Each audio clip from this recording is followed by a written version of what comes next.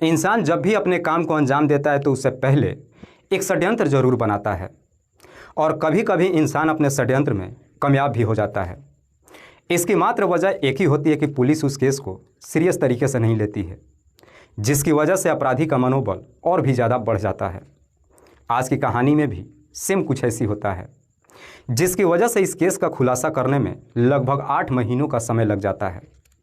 पर 8 महीने बाद पुलिस जब इस केस का खुलासा करती है, असलियत जब लोगों को मालूम चलता है, तो हर व्यक्ति सिर्फ एक ही जवाब देता है कि काश अगर पुलिस ने इस केस को उसी वक्त ही सीरियस तरीके से ली होती तो शायद अपराधी कब के सलाखों के पीछे पहुंच गए होते।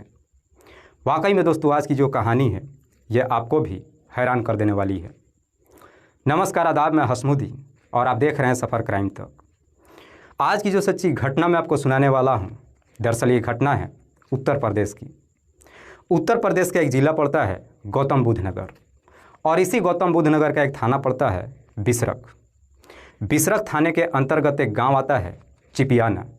बात कर रहा हूं मैं 28 जनवरी 2023 की सुबह सुबह। दरअसल चिपियाना गांव के तालाब में एक व्यक्ति की डेड बॉडी गांव वालों को मिलता है। गांव वाले जैसे इस डेड बॉडी को देखते हैं, इस बारे में पुलिस को खबर करते हैं। इधर पुलिस को जैसे ही जानकारी मिलती है, पुलिस अपने टीम के साथ घटनास्थल पर पहुंचती है और उस डेड बॉडी को तालाब से बाहर निकालती है। दरअसल उस व्यक्ति की कई महीने पहले मौत हो चुकी थी, क्योंकि उसका डेड बॉडी बुरी तरीके से गल चुका था। केवल उसका कंकाल ही बचा था और उसके शरीर पे जो कपड़े थे, बेल्ट था और जूता था, इन सबको बाहर निकालती है और सबसे पहले डेड बॉडी को पोस्टमार्टम के लिए भेजती है। लेकिन पुलिस के सामने सबसे बड़ा चैलेंज ये हो जाता है कि जब तक मरने वाले व्यक्ति का शिनाख्त नहीं हो जाता, पुलिस इस केस में एक कदम आगे नहीं बढ़ सकती थी। इसीलिए पुलिस उस डेड बॉडी पे जो भी निशानियां मिला था उन सबको अखबारों में इश्तेहार देती है और साथ ही साथ एरिया के तमाम थानों में भी खबर देती है। पर जैसे ही एक सप्ताह का समय गुजरता है, 5 फरवरी 2023 को एक व्यक्ति थाने में जाता है और पुलिस वालों से कहता है कि साहब, एक लड़का है जिसका नाम है रंजीत कनौजिया। रंजीत, जिसकी उम्र है लगभग 25 साल के आसपास, जो हैबतपुर का रहने वाला है। व्यक्ति पुलिस वालों से कहता है कि साहब, रंजीत लगभग 8 महीनों से लापता है। व्यक्ति जैसे इस तरह की बातें पुलिस वालों से कहता है, पुलिस उस व्यक्ति के तहरीर पे रंजीत के घर वालों को खबर देती है। इधर रंजीत के घर में जब उसके बड़े भाई गुड्डू को मालूम चलता है, गुड्डू थाने में जाता है और उस डेड बॉडी के बारे में पुलिस वालों से पूछताछ करता है।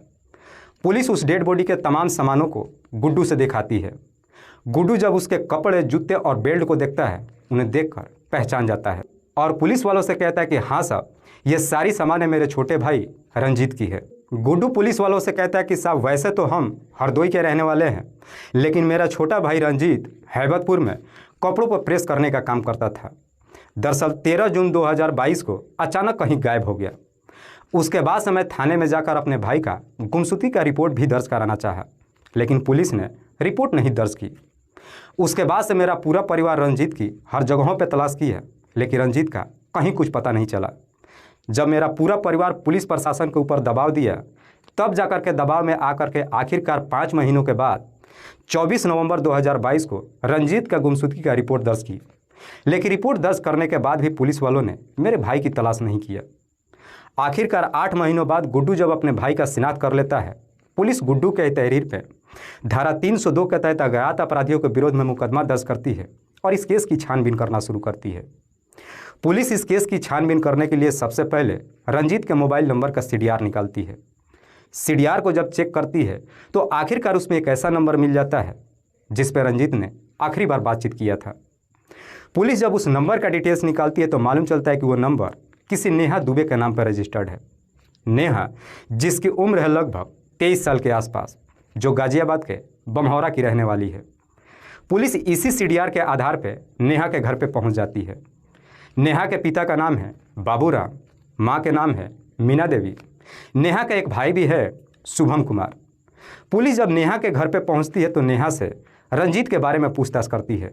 नेहा कहती है कि हाँ साहब, 13 जून 2022 को रंजीत हमारे घर पे कपड़े देने के लिए आए तो था, लेकिन वो बता रहा था कि उसके पापा की मौत हो चुकी है, जिसकी वजह से वो घर जा रहा है और उसके बाद से रंजीत कभी वापस ही नहीं आया।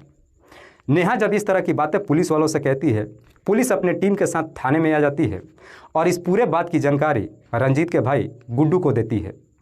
नेहा की स्टेटमेंट जब गुड्डू से बताती है तो गुड्डू पुलिस वालों से कहता है कि साहब नेहा सब कुछ झूठ बोल रही है। दरअसल रंजीत और नेहा का पिछले 8 सालों से प्रेम प्रसंग चल रहा था। नेहा सबसे बड़ी झूठ ये बोल रही है कि मेरे पिता की मौत हो चुकी है, लेकिन मेरे पापा आज भी जिंदा है। गुड्डू जब अपने पिता के जिंदा होने की सबूत पुलिस वालों को देता है, पुलिस को अब नेहा के ऊपर गहरा शक चला जाता है और इसी शक के आधार पर पुलिस फिर से नेहा के घर पर जाती है और नेहा को अपने कस्टडी में लेकर थाने में पहुंच जाती है और फिर नेहा से रंजीत की हत्या के बारे में सख्ती से पूछताछ करना शुरू करती है। पुलिस जैसे ही अपना शक्ति दिखाना शुरू करती है, आखिरकार नेहा भी अपनी सच्चाई कबूल कर लेती है। लेकिन नेहा जब इस हत्या की पूरी कहानी बताती है तो पुलिस नेहा के तहरीर पे और 4 लोगों को अपने कस्टडी में लेकर आती है। दरअसल इस कहानी की शुरुआत होती है 8 साल पहले। रंजीत एक नौकरी की तलाश में हैबतपुर में जाता है। हैबतपुर में जाकर कपड़े पर प्रेस करने का काम शुरू कर देता है।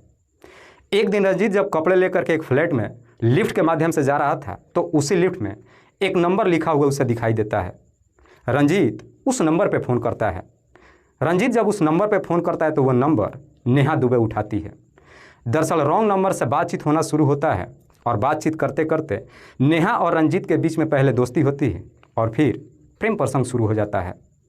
नेहा और रंजीत के बीच में जब प्रेम प्रसंग शुरू होता है, उस वक्त रंजीत की उम्र मात्र 18 साल थी तो नेहा की उम्र 15 साल के आसपास थी।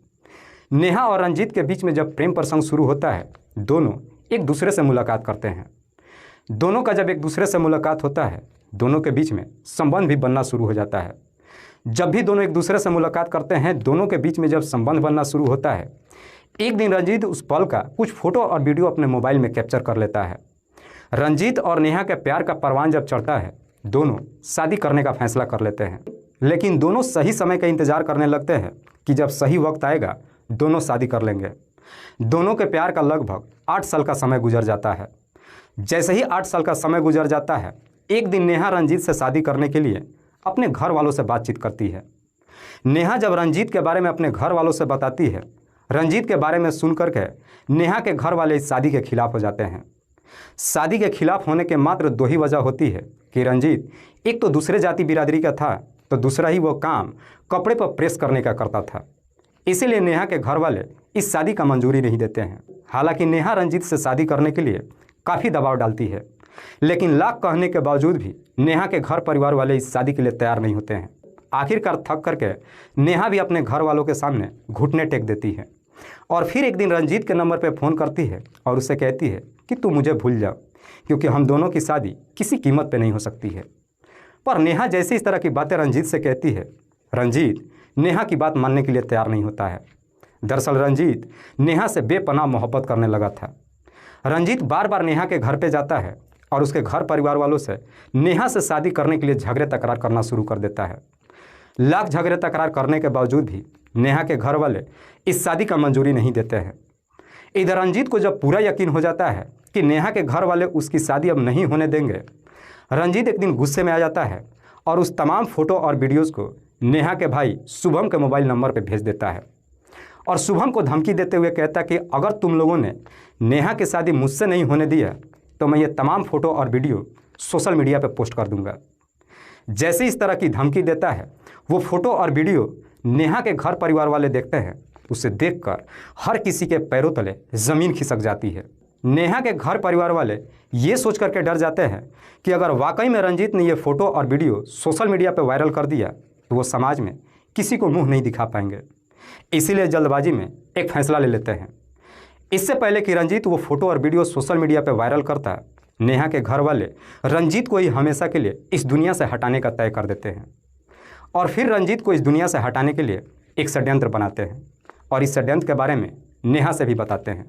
लेकिन नेहा इस षड्यंत्र में शामिल होने के लिए तैयार नहीं होती है। पर जब वो फ़ोटो और वीडियो नेहा को दिखाते हैं, नेहा जब उस फ़ोटो और वीडियो को देखती है, इस कदर से रंजीत से गुस्सा में आ जाती है कि रंजीत को इस दुनिया से हटाने के लिए इस षड्यंत्र में शामिल हो जाती है। और इसी षड्यंत्र के तहत 13 जून 2022 को रात्रि के वक्त नेहा रंजीत के नंबर पर फ़ोन करती है और उससे कहती है कि हमारे घर परिवार वाले हमारी शादी की मंजूरी दे दिए हैं, बेहतर है कि तुम मेरे घर पे आ जाओ, वो तुमसे बातचीत करना चाहते हैं। अपने घर पे बुलाने की जब बात कहती है, रंजीत भी नेहा के घर जाने के लिए तैयार हो जाता है। लेकिन रात्रि के वक्त जब नेहा के घर पे जाता है उससे पहले काफ़ी मात्रा में शराब पी लेता है। नेहा के जब घर पे पहुंचता है तो उस वक्त नेहा के मामा मनीष भी उसके घर पे मौजूद था। जैसे ही नेहा के घर पे पहुंचता ये सारे मिल करके रंजीत को धर दबोच लेते हैं। नेहा के पिता राम बाबू रंजीत का दोनों पैर पकड़ लेता है। नेहा के मामा मनीष उसका दोनों हाथ पकड़ लेता है और शुभम रंजीत का गला दबा देता है, जिसकी वजह से रंजीत की घटनास्थल पर ही मौत हो जाती है।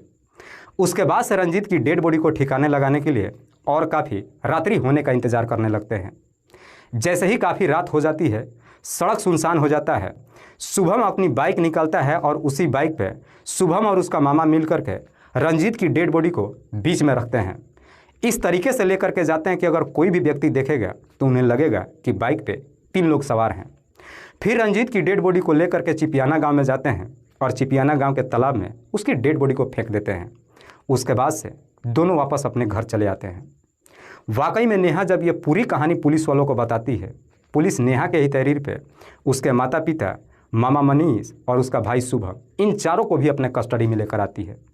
फिलहाल पुलिस ने इन 5 को अपने कस्टडी में लेकर इन सब पे गंभीर धारा में मुकदमा दर्ज करके जेल भेज दिया है। पर पुलिस जब इस केस का खुलासा करती है, असलियत जब लोगों को मालूम चलता है, तो हर व्यक्ति सिर्फ एक ही जवाब देता है कि काश अगर पुलिस ने इस केस को उसी वक्त ही सीरियस तरीके से ली होती तो शायद ये अपराधी 8 महीने पहले ही सलाखों के पीछे पहुंच गए होते। दोस्तों, इस पूरी घटना के बारे में आप क्या सोचते हैं? आप अपनी राय हमें कमेंट बॉक्स में ज़रूर दीजिएगा। तब तक के लिए जय हिंद, जय भारत।